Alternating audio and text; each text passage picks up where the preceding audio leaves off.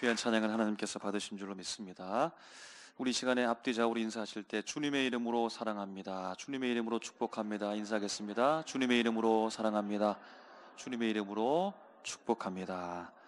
하나님의 놀라운 은혜가 이 시간에 충만하시기를 주님의 이름으로 축복합니다. 여러분, 우리 삶 가운데 수많은 약속들이 우리 삶 곳곳에 퍼져 있습니다. 약속이라고 하는 관점으로, 약속이라고 하는 안경을 쓰고서 세상을 바라보게 되어지면 우리 삶의 대부분이 아마 약속으로 이루어졌다는 것을 여러분 발견하게 될 것입니다. 여러분, 우리는 지금 11시라고 하는 약속된 시간에 3일교회 예배당이라고 하는 약속된 장소에서 약속된 순서를 가지고서 주님 앞에 지금 예배를 드리고 있는 겁니다. 우리가 예수님을 믿기 이전부터 그리고 믿은 그 이후의 삶이 약속을 통해서 달라졌다라고 볼 수 있겠습니다. 여러분, 특별히 세례를 받을 때 여러분 서약하셨던 것 기억하십니까? 약속을 하셨던 것 기억하십니까? 하나님과 사람 앞에, 주의 몸된 교회 앞에서 우리는 분명히 서약했습니다. 예수님을 믿겠다고 약속했습니다. 모든 죄악을 버리고 주님의 가르침으로 살겠습니다 라고 여러분 약속했습니다. 교회의 관할과 다스림에 복종하겠다고 약속했습니다. 교회의 덕을 세우는 일에 힘쓰겠다는 약속, 교인으로서의 의무와 권리를 바르게 행사하겠습니다 라고 하는 약속을 분명히 했습니다. 여러분 기억나십니까? 지금에 오셔가지고 기억 안 납니다 라고 하면 안 되겠습니다. 제가 지금 읽어드린 것은 대한예수교 장로회 교단 예배 예식서에 나오는 말씀을 간추려 말한 겁니다. 여러분, 이 고백을 하고 약속 서약을 하셨기 때문에 세례를 받은 겁니다. 여러분, 이 땅에서 우리가 살아가는 동안에 약속 속에서 살아가고, 특별히 믿음의 공동체 속에서 약속을 가지고 그렇게 살아간다라고 하는 것이죠. 여러분, 직분대로 임직할 때도 마찬가지입니다. 분명히 약속을 하셨습니다. 약속을 하셨기 때문에 장로님이 되셨고, 안수 집사님이 되셨고, 권사님이 되셨고, 서리 집사님이 된 것입니다. 약속으로 된다는 사실을 여러분 기억하시고, 내가 주님 앞에 약속했다라는 사실을 기억하면 좋겠습니다. 그럼 이 시간도 우리가 약속했기 때문에 정리되고 질서 있게 하나님 앞에 은혜롭게 예배 드릴 수 있다라는 것이죠. 여러분, 이처럼 오늘은 약속이라는 말씀을 통해서 함께 은혜를 나누려고 합니다. 특별히 하나님과 이스라엘 백성 간의 약속을 말하는 겁니다. 그 약속은 우리와 무관한 것이 아니죠. 하나님과 우리와의 약속과도 동일하다고 보는 겁니다. 하나님과 이스라엘 백성과의 약속의 내용이 무엇이고, 그 약속을 통하여서 하나님께서는 무엇을 이루고자 하시고, 그 약속에 주는 은혜는 무엇인지 오늘 말씀을 통해서 함께 나누기를 원합니다. 여러분, 이스라엘 백성은요, 애굽에서 노예로서의 생활이 무려 400년, 430년이라고 합니다. 출애굽해서 가나안 땅에 들어가기 전까지 광야 생활이 40년입니다. 그래서요, 출애굽을 시작할 때 출애굽 원년 이렇게 말하고 출애굽 1년 이렇게 계산하면서 말합니다. 출애굽 원년, 출애굽 1년 1월 14일에 이스라엘 백성이 최초로 유월절을 지켰고, 그 다음날 절기가 무교절로 시작되는데 1월 15일에 이스라엘 백성이 애굽 땅에서 출발했다, 그렇게 보는 겁니다. 신명기를 시작하면서 신명기 1장 3절 말씀에 보니까요, 이렇게 기록합니다. 40째 해 11째 달에 그달 첫째 날에 모세가 이스라엘 자손에게 여호와께서 그들을 위하여 자기에게 주신 명령을 다 알렸으니 라고 하는 겁니다. 출애굽 광야 생활이 지금 몇 년이 되었다는 겁니까? 40째 해라고 했으니까 40년이 흘렀다는 겁니다. 여러분, 모세가 하나님 앞에 몇 세에 부름받았죠? 40세가 아니고 80세의 부름을 받았습니다.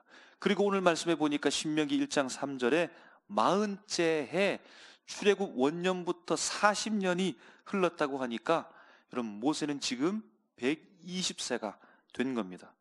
모세가 사명을 마치고서 하늘의 하나님께 부름을 받았던 나이가 여러분 120세입니다. 그러므로 여러분 정리가 되죠. 광야 생활 40년이 마치고 있고, 하나님의 부름을 받아서 가장 위대한 지도자 선지자로 활동했던 모세도 사명을 마치고서 죽음을 앞두고 있다라는 겁니다. 신명기 1장 5절 말씀에 보니까요, 이렇게 기록합니다. 모세가 요단 저쪽 모압 땅에서 먼저 말합니다. 요단 저쪽 모압 땅에서 요단강이 있는데 요단강을 건너온 것이 아니라 모압 땅에서 이 율법을 설명하기 시작하였더라 일러스되라고 말하는 겁니다. 모세가 이제 죽음을 앞두고서 그의 사명을 마치고 120세가 되어서 요단강을 건너가지 못하고 가나안 땅을 바라보면서 하나님께서 그에게 주신, 이스라엘 백성에게 주신 율법, 하나님의 말씀을 설명하기 시작한다는 겁니다. 그것이 신명기 말씀입니다. 그래서 통틀어서 신명기 말씀을 모세의 설교다라고 이렇게 말하는 겁니다. 하나님의 말씀, 율법을 설교하고 설명하고 그들에게 다시 되뇌이고 가르치고 있다라는 겁니다. 여러분, 오늘 본문은요 30장인데 29장 30장이 한데 묶여져 있습니다. 그 본문의 위치는 신명기 29장 1절 말씀에 보면 이렇게 기록하고 있습니다. 호렙에서 이스라엘 자손과 세우신 언약 외에 여호와께서 모세에게 명령하여 모압 땅에서 그들과 세우신 언약의 말씀은 이러하니라 라고 시작하는 겁니다. 신명기 1장부터 모세가 모압 땅에서 이스라엘 백성들을 향하여 설교하기 시작해서 29장 30장 29장에 이르러서는 뭐라고 말씀하냐면 모압 땅에서 그들과 세우신 언약의 말씀, 하나님께서 모세를 통해서 이스라엘 백성과 지금 약속하신다는 겁니다. 언약을 세우신다는 겁니다. 그래서요 신명기 29장 30장을 지금 모압 땅에서 모압 평지에서 언약하고 있기 때문에 이를 모압 언약, 모압 평지 언약이라고 하는 겁니다.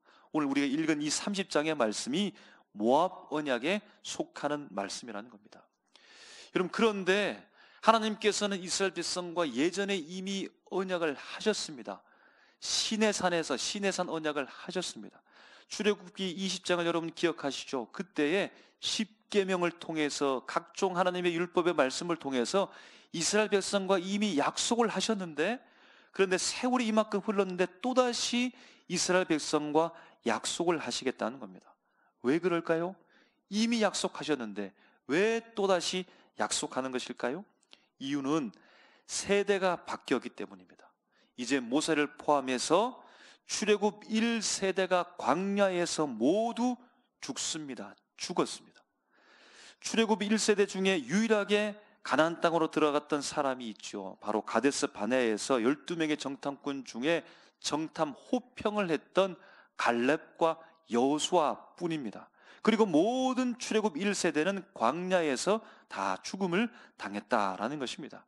그래서 이제 새롭게 일어난 세대를 향하여서 시내산의 언약을 갱신하기 위해서 모압 언약을 하나님께서 모세가 죽음을 앞에 둔 이때에 다시금 언약하고 있다라는 겁니다.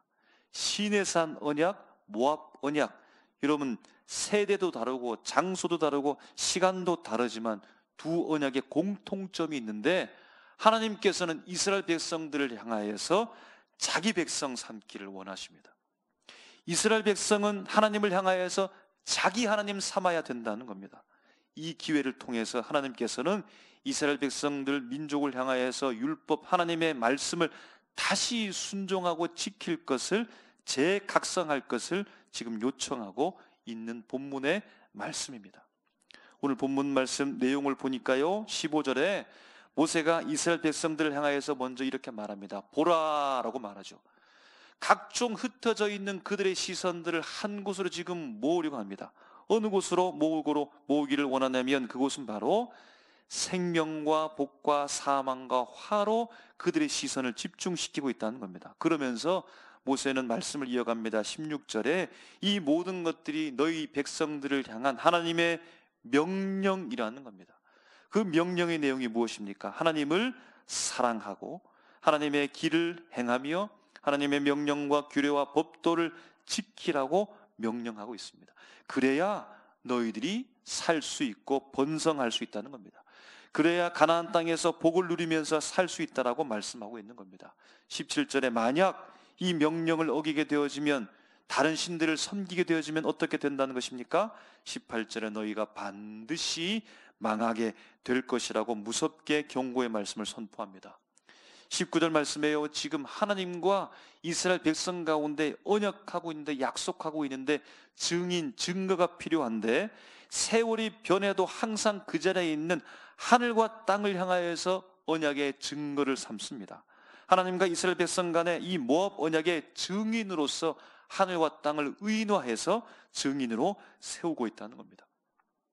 그리고 마지막 20절에 하나님을 사랑하고 말씀을 청종하고 의지하라고 합니다. 그래야 아브라함과 이삭과 야곱에게 주리라고 맹세하신 가나안 땅에서 너희가 거주해서 살 수 있게 될 것이다 라고 말씀을 마무리하고 있는 겁니다. 여러분, 오늘 말씀 속에서 우리 마음 속에, 그리고 기도 속에 항상 있는 하나님을 향한 구절들이 있죠. 곧 생사화복이라는 말입니다. 생사화복을 주관하시는 살아계신 하나님이라고 우리가 이렇게 기도하는 것처럼 오늘 본문 말씀에 나와 있는데, 바로 15절에 이렇게 있죠. 보라, 내가 오늘 생명과 복과 사망과 화를 너희 앞에 두었다라고 합니다. 이스라엘 백성 앞에 생사화복을 누가 둔 것일까요? 모세가 둔 것처럼 되어줄 수 있기는 한데, 그런데 모세가 단독으로 생각을 막 해서 짜내서 생사화복을 그들 앞에 둔 것이 아니라 하나님께서 말씀하시는 그 말씀을 가지고서 그들에게 말하는 것이므로 하나님이 생사화복이라는 이 말씀을 모세를 통해 이스라엘 백성들 앞에 두었다라고 볼 수 있겠습니다. 그럼 복이라고 하는 것은요, 히브리어로 토부라는 말인데 좋은이라는 말입니다.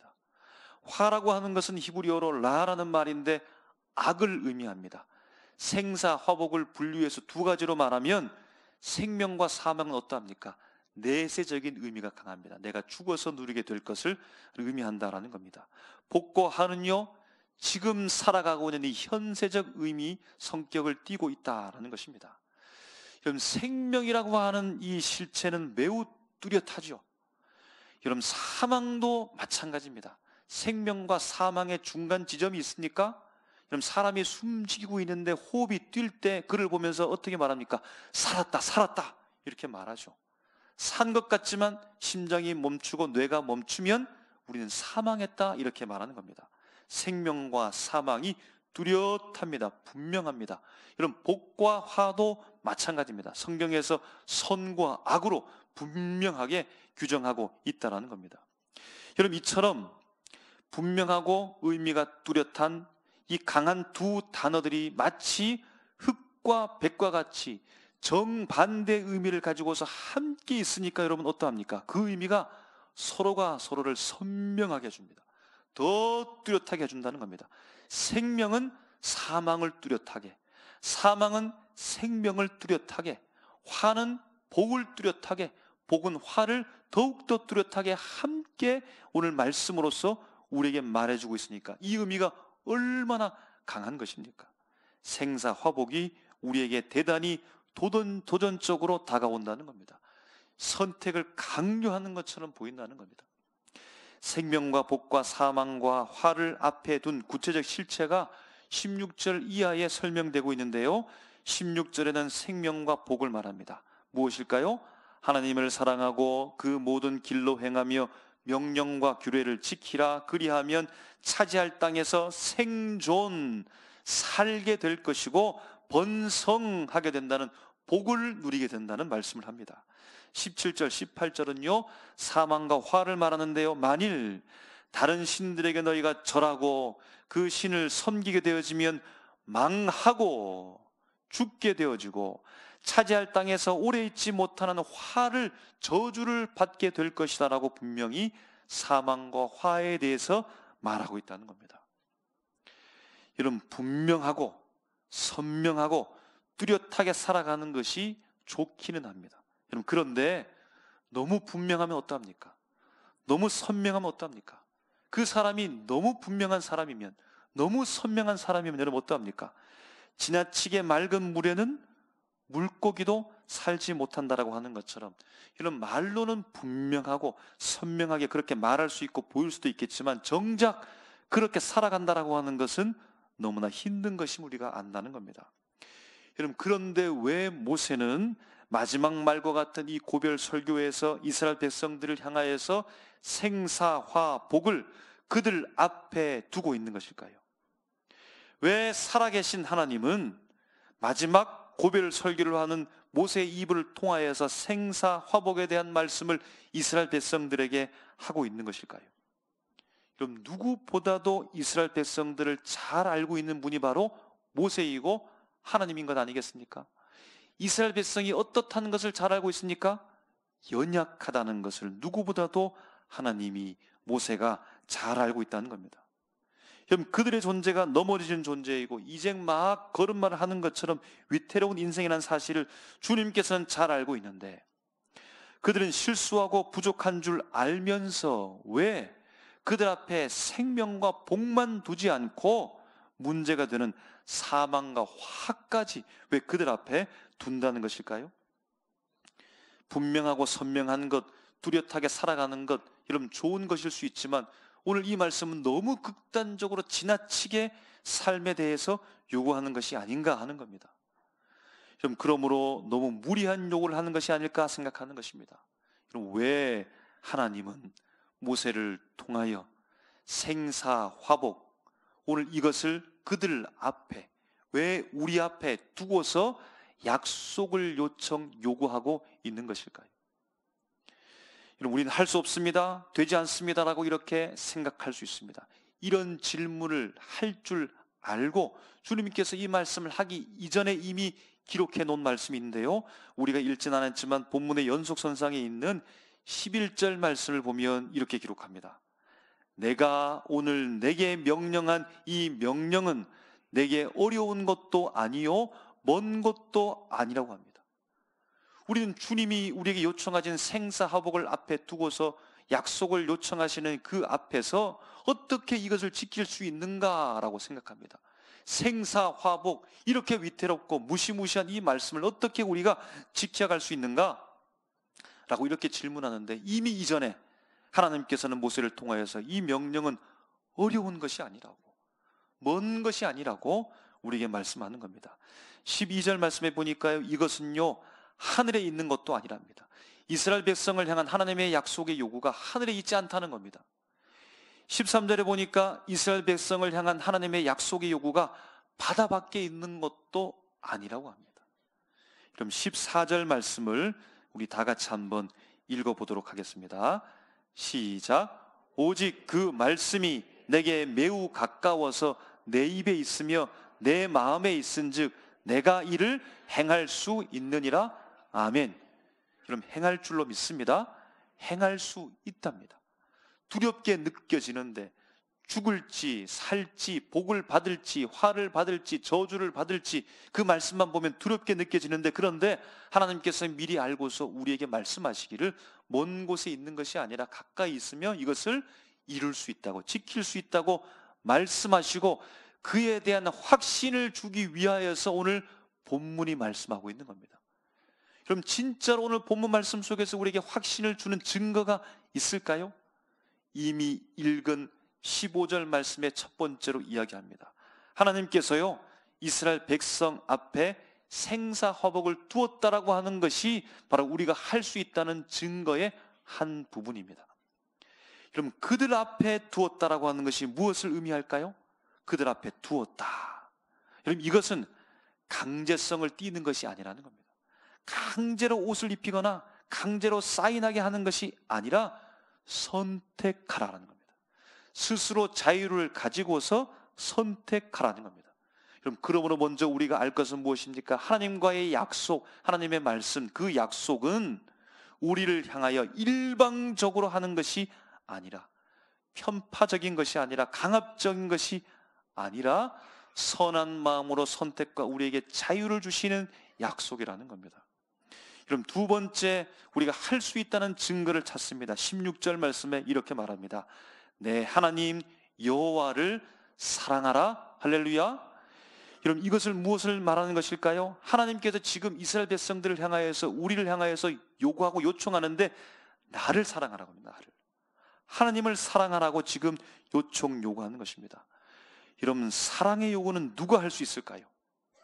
아무나 다 나를 사랑하십시오, 나를 사랑해 주십시오라고 여러분 그렇게 말은 할 수 있어도 정말로 정당하게 요구할 수 있는 사람은 누구일까요?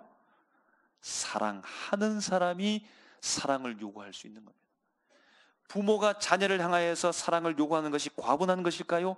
결코 그렇지 않습니다. 부모가 자녀를 이 땅에 세상 보게 하고 그 어린 시절부터 기르고 여러분 헌신하고 섬기면서 잘 키워놓은 것, 얼마나 헌신적인 사랑을 우리 자녀에게 베풀었습니까? 그러므로 나를 좀 사랑하라는 말은 지나친 요구가 결코 아닌 것입니다.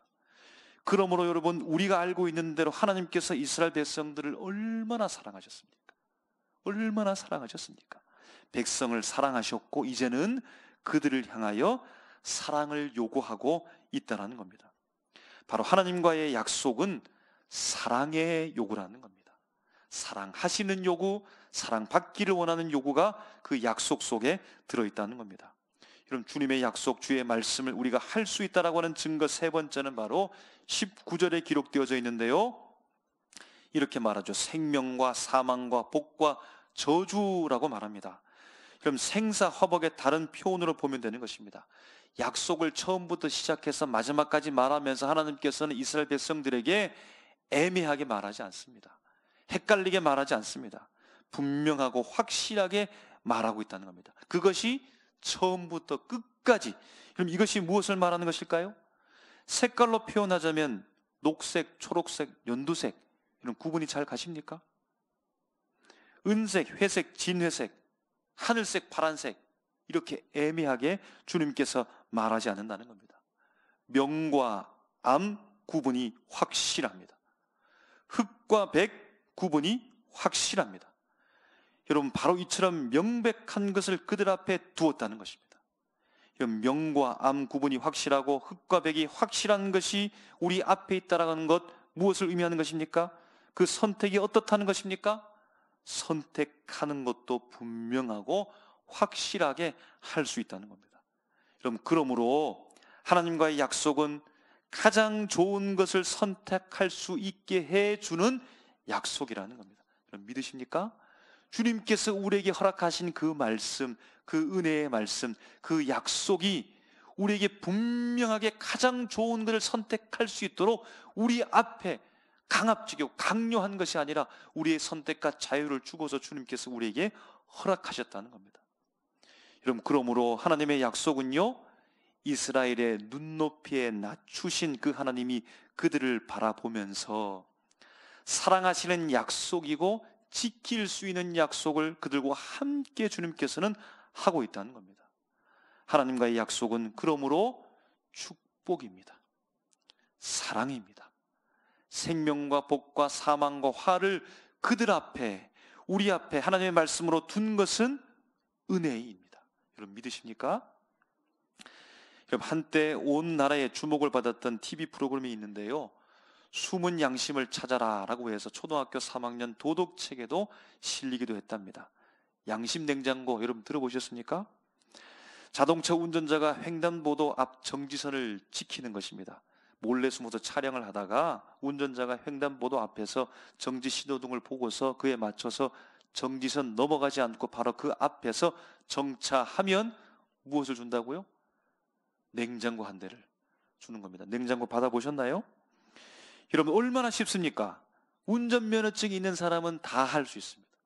다 알고 있는 사람입니다.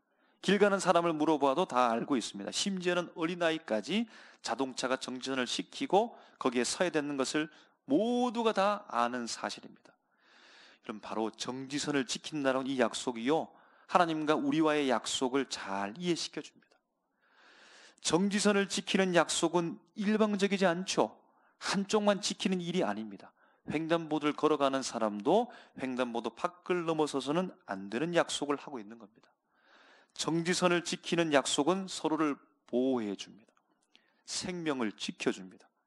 정지선을 지키는 것 자체가 복입니다. 정지선을 지키는 약속은 사람을 사랑하는 생명사랑의 바탕을 두고 있습니다. 누구나 다 지킬 수 있는 약속인 거죠. 여러분 예수님과 우리의 약속 중에 가장 뚜렷이 보이는 약속이 바로 예수님께서 우리를 향하여 내가 다시 오겠다라고 하는 재림의 약속입니다. 주님 편에서는 오시겠다는 약속을 했고, 우리 편에서는 주님 우리가 기다리겠습니다라고 약속을 했습니다. 여러분, 이 약속에서 우리의 할 일은 무엇일까요? 하늘 어딘가에 이 땅으로 주님께서 잘 내려올 수 있도록 최첨단 장비를 연구해서 통로를 만들어야 된다든가, 수십 층 높이의 길을 만들어야 된다든가, 시간 여행을 할 수 있도록 꿈과 같은 타임머신을 만들어서 개발해야 된다는 것이 아닙니다. 예수님께서 오시는 것에 대해서 무언가 만들어야 할 것이 없습니다. 우리가 무언가 노력하고 공을 들이고 대단한 것을 해야만 비로소 주님께서 오시는 것이 아닙니다. 성삼위일체 아버지의 뜻을 따라서 주님께서 보실 때 때를 따라 준비하시고 분명히 오실 것입니다. 우리는요, 우리 편에서는 무엇을 하는 것입니까? 믿음을 가지고서 그 때를 기다리는 겁니다. 믿음을 가지고서 기다리는 것이 우리의 전부라는 겁니다. 이런 너무 쉬운 약속을 우리에게 하셨다는 겁니다.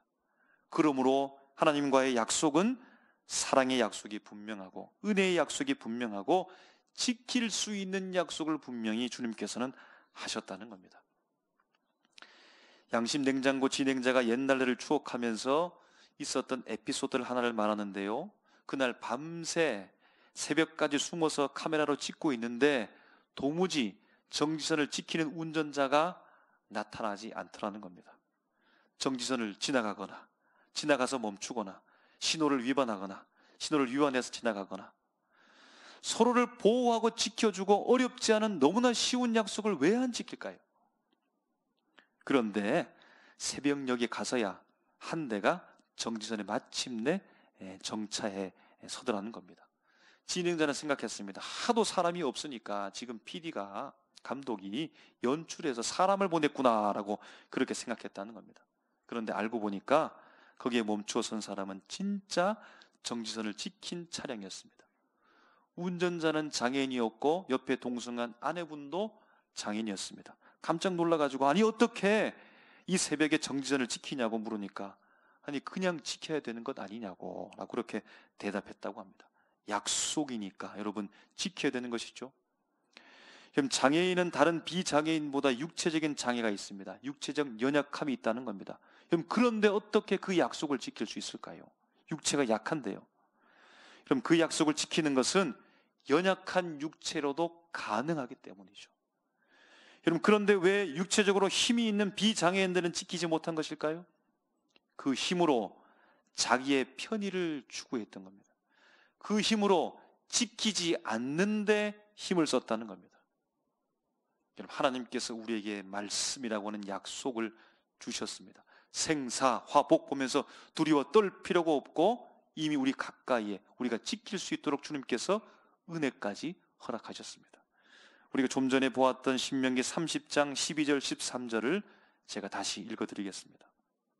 주님의 약속이요 하나님의 말씀이요 하늘에 있는 것이 아니니 내가 이르기를 누가 우리를 위하여 하늘에 올라가 그의 명령을 우리에게 가지고 와서 우리에게 들려 행하게 하려 할 것이 아니요 이것이 바다 밖에 있는 것이 아니니 내가 이르기를 누가 우리를 위하여 바다를 건너가서 그의 명령을 우리에게로 가지고 와서 우리에게 들려 행하게 하려 할 것도 아니라. 아멘. 그럼 주의 말씀을 품으십시오. 하나님의 명령, 주의 약속을 마음에 품으십시오. 그리고 지켜 살아가십시오.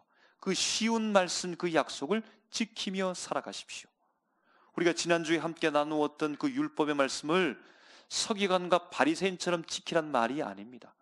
내 앞에 두고서 하나씩 지키고 하나 지키고 그것이 내가 공이 되고 내 덕이 되어지고 내 업적으로 삼으라는 지키는 명령을 말하는 것이 아닙니다. 지켜서 그것이 내 자랑이 되어져서 다른 사람을 비판하고 판단하는 무기로 사용하며 지키란 말이 아닙니다.